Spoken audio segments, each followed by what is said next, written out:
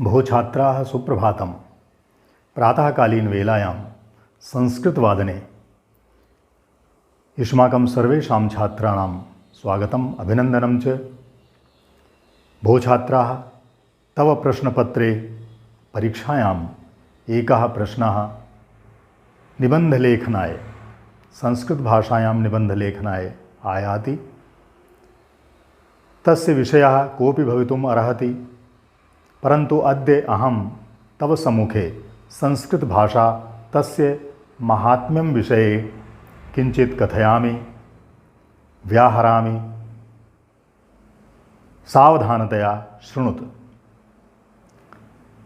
संस्कृतभाषा सर्वासां भाषाणां जननी अस्ति। संस्कृतभाषा विश्वस्य सर्वासु भाषासु प्राचीनतमा अस्ति।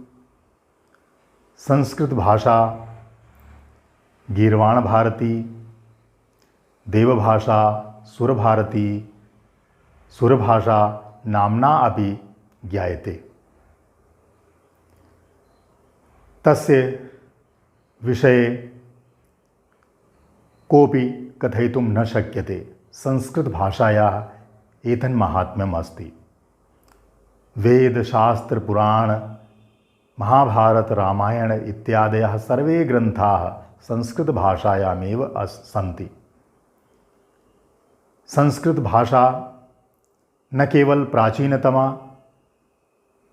न केवल संस्काराणां भाषा, न केवल देवभाषा, अपितु संस्कृतभाषा साम्प्रतिके युगे, साम्प्रतिके वैज्ञानिक युगे अपि उपयुक्ता अस्ति। वैज्ञानिकाः कथयन्ति, भाषाविदाः कथयन्ति, विश्वस्य भाषाविदाः कथयन्ति यत् संस्कृतभाषा कंप्यूटर यन्त्राय सर्वाधिका उपयोगी अस्ति। यतः तस्य व्याकरणं सुस्पष्टं, वैज्ञानिकं, तस्य लिपिः देवनागरी अतीव शोभना, अतीव वैज्ञानिका। भवन्तः सर्वे जानन्ति यत् देवनागरी लिपि हिन्दीभाषायाः अपि अस्ति, परन्तु देवनागरी लिपि संस्कृतभाषायाः अपि अस्ति। और देवनागरी लिपिः वैज्ञानिका लिपिः अस्ति। अतः संस्कृतभाषा वैज्ञानिका अस्ति। तस्य व्याकरणं तु सुस्पष्टं, अतीव वैज्ञानिकम् अस्ति। अतएव कंप्यूटर यन्त्राय संस्कृतभाषा सर्वाधिका उपयोगी अस्ति। अधुना अहं हिन्दीभाषायां तव सम्मुखे विचारं प्रकटयामि। संस्कृत भाषा किसे कहते हैं, संस्कृत किसे कहते हैं? देखिए, संस्कृत सम, उपसर्ग, क्री, धातु, क्ता, प्रत्यय, इन तीन के योग से मिलकर बनता है। संस्कृत में सम उपसर्ग लगता है, क्री धातु है और क्ता प्रत्यय है। आपने व्याकरण में क्ता प्रत्यय पढ़ा होगा। तो इन तीन के संयोग से संस्कृत शब्द निष्पन्न होता है। संस्कृत भाषा, जैसा कि हमने अभी बताया कि सबसे प्राचीन दुनिया की भाषा है, दुनिया की सबसे प्राचीन भाषा है और सभी भाषाओं की जननी है। जननी उसको कहते हैं जो माता होती है। माता वो होती है जिसके गुण बच्चों में आते हैं। तो संस्कृत भाषा ऐसी भाषा है जिसमें चाहे अंग्रेज़ी हो, जो दुनिया की पाश्चात्य देशों की भाषा है, चाहे हमारे देश की भाषाएं हों, चाहे जर्मन हो, चाहे फ्रेंच हो, अगर हम सभी भाषाओं में देखें तो हमारी संस्कृत भाषा के शब्द मिल जाएंगे या उनसे समन्वय मिल जाएगा, समानता मिल जाएगी। इस बारे में हम अगले वीडियो में चर्चा करेंगे। संस्कृत भाषा में विश्व के, हमारे देश के कैसे कैसे शब्द मिलते हैं और विश्व में प्राचीन समय में संस्कृत की क्या स्थिति थी, आज क्या स्थिति है। लेकिन आज हम संस्कृत भाषा की कुछ विशेषताओं के बारे में यहाँ पर चर्चा करेंगे, जो आप नोट कर लीजिए। हमने यहाँ नोट की हुई हैं, आप नोट कर लीजिए। दुनिया की सबसे पहला पॉइंट है, संस्कृत भाषा दुनिया की सबसे प्राचीन भाषा है। क्यों? क्योंकि सबसे प्राचीन ग्रंथ वेद माने जाते हैं। वेदों के बारे में अभी तक कोई निश्चित प्रमाण नहीं उपलब्ध हो पाया है कि वेद कब लिखे गए और किसने लिखा। इसलिए वेदों को अभी भी ये माना जाता है कि ये अपौरुषेय हैं, किसी पुरुष के द्वारा लिखे गए नहीं हैं। और कब लिखे गए ये भी तिथि निश्चित नहीं है, लेकिन इतना तय है कि वेद सबसे पुराने ग्रंथ हैं, सबसे प्राचीन ग्रंथ हैं। केवल हमारे देश के नहीं, विश्व में सबसे प्राचीन ग्रंथ माने जाते हैं। तो इसलिए विश्व की सबसे प्राचीन भाषा संस्कृत भाषा है। दूसरा पॉइंट है, संस्कृत सभी भाषाओं की जननी है। संस्कृत सभी भाषाओं की माता मानी जाती है, जननी मानी जाती है। आप हिंदी देख लीजिए तो हिंदी तो उसकी पुत्री ही है, सहोदरा पुत्री है, क्योंकि हिंदी संस्कृत के बिना कुछ नहीं है। और इसी तरह से मैं अगर कुछ भाषाओं के नाम लूँ तो अगर संस्कृत को निकाल दिया जाए तो वो कुछ नहीं है, उनका जो अस्तित्व है वो शून्य है।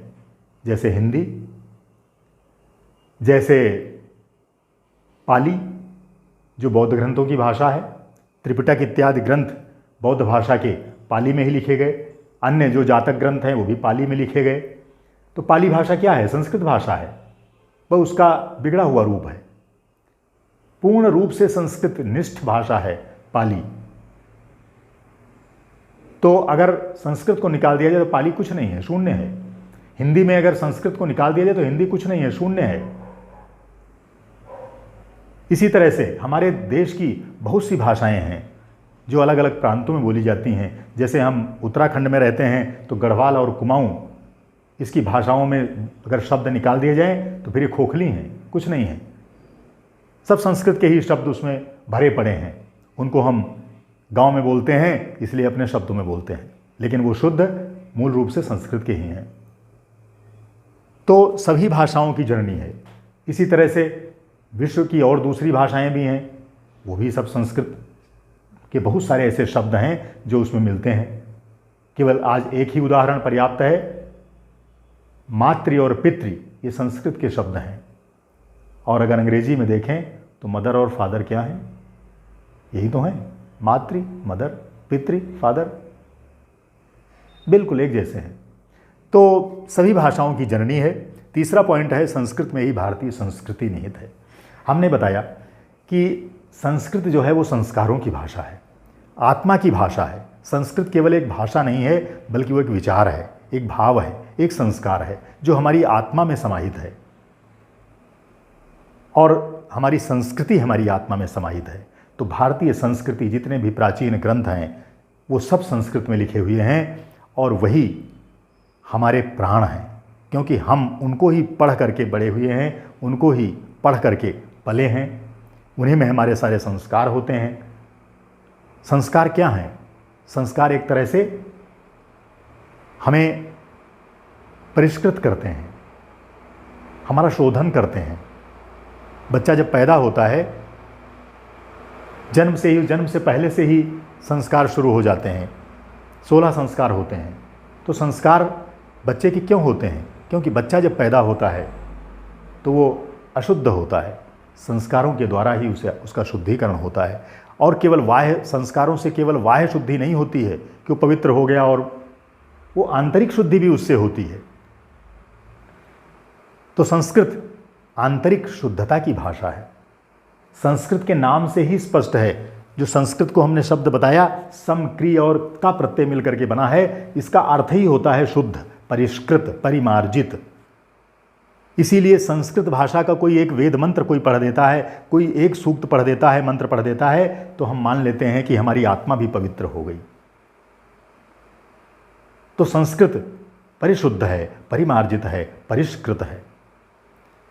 तो हमारी सारी भारतीय संस्कृति वो इसी में, संस्कृत में ही समाहित है। अगर हम संस्कृत नहीं जानेंगे तो हम अपनी संस्कृति को नहीं समझ सकते हैं, हम अपने संस्कारों को नहीं समझ सकते हैं, अपने भावनाओं और विचारों को नहीं समझ सकते हैं। तो इसलिए भी संस्कृत पढ़ना बहुत ज़रूरी है। चौथा है वसुधैव कुटुंबकम की भावना। संस्कृत में वसुधैव कुटुंबकम की भावना है। संस्कृत ही उद्घोष करता है, अयम निजः परो वेति गणना लघुचेतसाम उदार चरितानाम तु वसुधैव कुटुंबकम। ये श्लोक आपने सुना होगा, नहीं सुना है तो इसको याद करिए। अयम निजः परो वेति गणना लघु चेतसाम। ये अपना है, ये पराया है, ये तो क्षुद्र बुद्धि के लोग करते हैं। आज ये क्षुद्र बुद्धि हमारे रग रग में व्याप्त हो गई है। हम अपने देश में ही तमाम तरह के भेद करते हैं, हम अपने राज्य में ही बहुत तरह के भेद करते हैं, हम अपने गांव और अपने शहर में ही बहुत तरह के भेद करते हैं, जबकि हमारी संस्कृत क्या उद्घोष करती है, वसुधैव कुटुंबकम। ये सारी पृथ्वी हमारा परिवार है, हम एक परिवार के सदस्य हैं। कौन कहता है कि हमारी संस्कृति में, हमारे संस्कारों में भेद बताया गया है? हमने भेद भले किए हों, लेकिन हमारी भाषा संस्कृत, हमारी भारतीय संस्कृति वो भेद नहीं करती है। वो तो डिंडिम नाद करती है, डिमडिम घोष करती है कि ये सारी पृथ्वी हमारी है, हमारा परिवार है, हम सभी एक हैं। अयम निजः परो वेति गणना लघुचेतसाम उदार चरितानाम तु वसुधैव कुटुंबकम। हम उदार चरित वाले बने अगर हम अपनी संस्कृत और अपनी संस्कृति को मानते हैं तो वसुधैव कुटुंबकम की भावना हमारी भारतीय संस्कृति में है, संस्कृत में है। समन्वय की भावना, हमारी संस्कृत भाषा समन्वय स्थापित करती है देश और दुनिया में। अगर आप गीता, श्रीमद् भगवत गीता ही पढ़ें, जो भगवान कृष्ण ने अर्जुन को उपदेश दिया कुरुक्षेत्र के मैदान में, उन्होंने कर्म योग, सांख्य योग, भक्ति योग, इन 3 योगों की बहुत जोर से चर्चा की उसमें है। और अंत में उन्होंने कहा कि जो आपके लिए, अगर आप अच्छे भक्त बन सकते हैं तो आपके अंदर वो दोनों योग जो हैं वो स्वयं आ जाएंगे, क्योंकि सच्चा भक्त वो हो ही नहीं सकता जो अपना काम न करे, जिसको ज्ञान न हो। सच्चा भक्त कर्मयोगी भी होगा, ज्ञानी भी होगा। अगर आप, कोई बात नहीं है, भक्ति भी नहीं कर सकते हैं और आप ज़्यादा पढ़े लिखे भी नहीं हैं, ज्ञान योग भी नहीं कर सकते हैं, ज्ञान साधना भी नहीं कर सकते हैं, कोई बात नहीं है, आप सच्चे कर्मयोगी तो बन जाइए। आप केवल अपना काम ही निष्पक्ष भाव से देश हित में, समाज हित में करने लगिए, निष्ठा से, तो फिर आप सच्चे कर्मयोगी हो गए। और जब सच्चे कर्मयोगी हो गए तो आपके समान भगवान भी आपके चरणों में आ जाएंगे, आपके सामने जो है नतमस्तक हो जाएंगे। क्योंकि भगवान भी तो यही उद्घोष करते हैं, कर्मण्येवाधिकारस्ते मा फलेषु कदाचन मा कर्म फल हेतुर्भूर्मा मा ते संगोस्तो कर्मणि। आप कर्म करिए, केवल आपका कर्म में अधिकार है।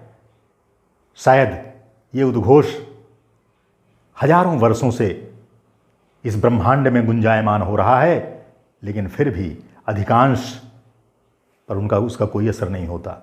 वो अपने कर्म को छोड़ करके बाकी सब कुछ करते हैं। तो अगर हम सच्चे कर्मयोगी भी बन जाएं, तब भी हमारे अंदर भक्ति भी आ जाएगी, हमारे अंदर ज्ञान भी आ जाएगा। और जो ज्ञानी है वो तो ज्ञानी है ही है।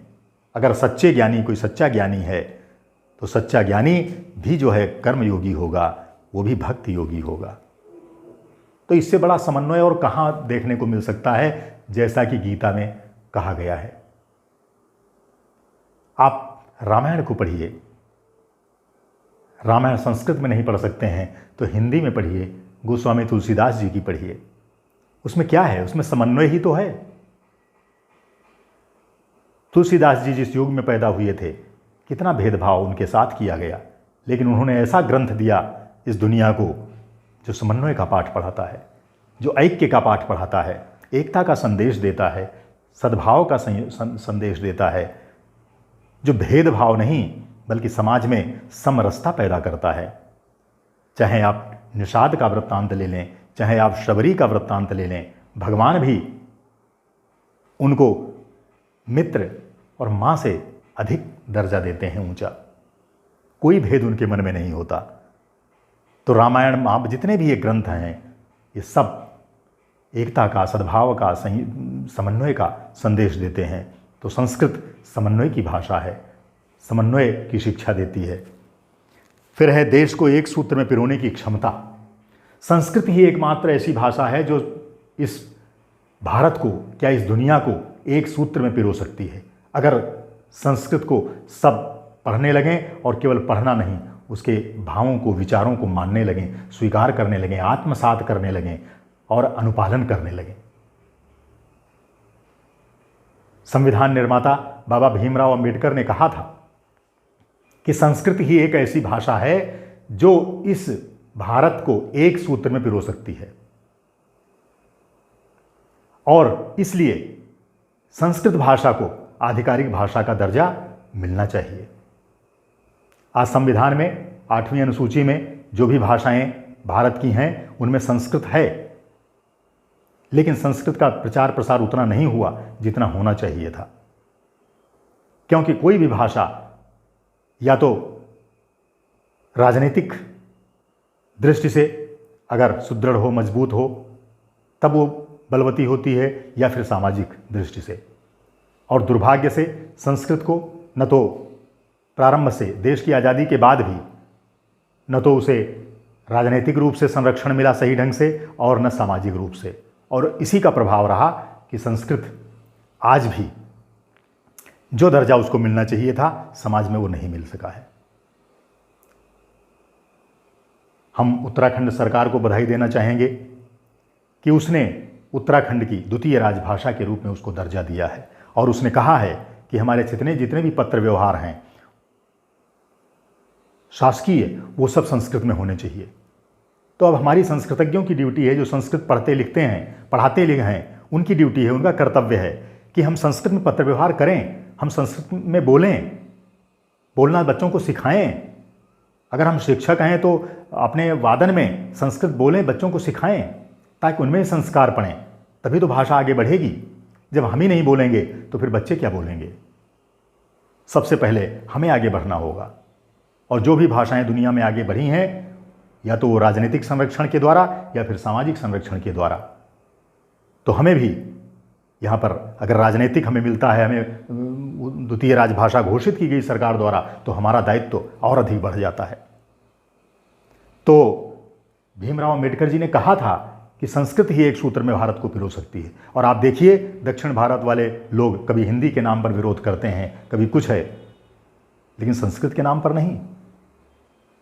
तो हमें अपनी भाषा को आगे बढ़ाना होगा।